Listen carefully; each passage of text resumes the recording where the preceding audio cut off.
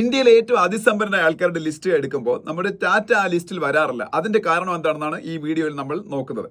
രത്തൻ ടാറ്റ മരിക്കുന്ന സമയത്ത് അദ്ദേഹം ഇന്ത്യയിലെ സമ്പന്നരുടെ ലിസ്റ്റിൽ 421 സ്ഥാനത്തായിരുന്നു. അത് നമുക്ക് അതിശയകരമായി തോന്നുന്നു. കാരണം എന്ന് വെച്ചാൽ ഇന്ത്യയിലെ ഏറ്റവും വലിയ 25 കമ്പനികൾ എടുത്താൽ അതിൽ 10-ൽ കൂടുതൽ കമ്പനികൾ ടാറ്റയുടെ ആയിരിക്കും.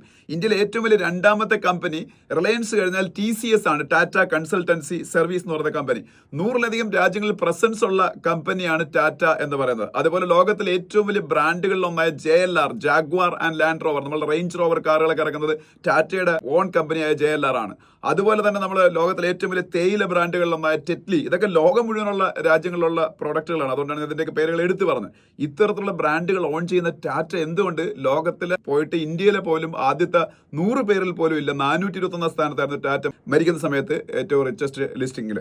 അതിന്റെ കാരണം മറ്റൊന്നുമല്ല, ടാറ്റ സൺസ് എന്ന് പറയുന്ന ഒരു ഗ്രൂപ്പ് ഓഫ് കമ്പനീസ് ഉണ്ട്. ആ ടാറ്റ സൺസിന്റെ അണ്ടറിലാണ് ടാറ്റയുടെ എല്ലാ കമ്പനികളും വരുന്നത്. ഈ ടാറ്റ സൺസിന്റെ ലാഭം മുഴുവനും ടാറ്റ ട്രസ്റ്റ് എന്ന് പറയുന്ന ഒരു സംഭവത്തിലേക്കാണ് പോകുന്നത്. ഈ ടാറ്റ ട്രസ്റ്റ് എന്ന് പറഞ്ഞാൽ ടാറ്റയുടെ സാമൂഹ്യ സേവന പ്രവർത്തനങ്ങൾക്ക് വേണ്ടിയുള്ള ആമാണ്. അപ്പൊ ഈ ടാറ്റയുടെ മൊത്തം കമ്പനികളിൽ നിന്നുള്ള ലാഭത്തിന്റെ 60%-ലേറെയും ടാറ്റ ട്രസ്റ്റിലേക്കാണ് പോകുന്നത്. രത്തൻ ടാറ്റയുടെ ഒക്കെ മുതുമുത്തച്ഛനായ ജംഷഡ്ജി ടാറ്റ ഗ്രൂപ്പ് സ്ഥാപിക്കുമ്പോഴേ അങ്ങനെയാണ് ചെയ്തു വെച്ചത്.